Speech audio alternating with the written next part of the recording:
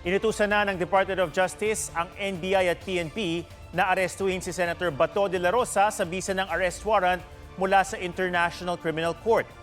Kondisyon ito ng mga abogado ni de la Rosa. May report si Darlene Kai. Natakasan man ni Senador Bato de la Rosa ang mga taga-NBI na humabol sa kanya sa loob ng Senado noong May 11 at naglahong parang bula noong madaling araw ng May 14 matapos ang barilan sa Senado. Tuloy ang pagsisilbi ng arrest warrant mula sa International Criminal Court kasunod ng pagbasura ng Supreme Court sa hiling ni de la Rosa na temporary restraining order. Senator Bato is a fugitive from justice. And he should be brought to the ICC to face the charges before him. The Philippine law enforcement agencies, which would include the PNP, the National Bureau of Investigation, are now tasked to effect the arrest of Senator Bato de la Rosa.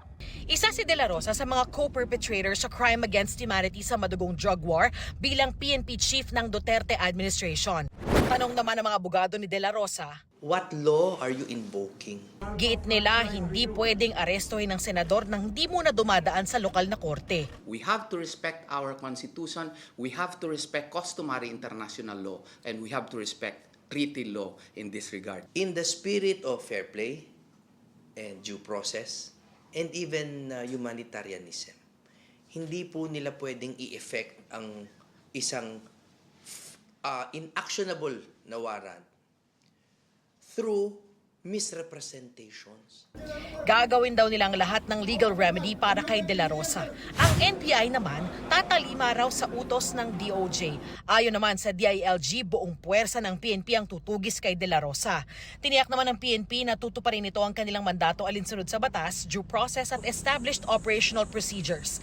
Ang PNP, CIDG at DOJ may lead na raw sa kinaroroonan ni de la Rosa. Hinihintay na lang daw ng PNP CIDG ang go signal ni PNP Chief Jose Melencio Nartates Jr. Pag there is an order already and the CPNP has directed us, gagamitin namin ang buong unit po ng CIDG for every region and every province in coordination with other territorial police units po.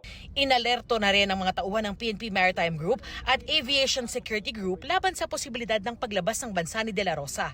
Ayon sa Bureau of Immigration, wala pang record na nakaalis na ng bansa si de la Rosa. As far as I know, there is an application for an Interpol Red Notice. Of course, I mean, that is a remedy available to us. Babala naman ng DOJ sa mga tutulong kay de la Rosa. Those who might be aiding or abetting or helping Senator Bato evade the law, there are consequences. Ayon naman sa Common Legal Representatives of Victims, nananawagan na mga kaanak ng mga biktima ng war on drugs kay Pangulong Bongbong Marcos na agad ipatupad ang warrant of arrest ng ICC laban kay de la Rosa. Pagtitiyak ng palasyo, asahan ang karampatang aksyon ng naaayon sa batas. Darlene Kai, GMA News.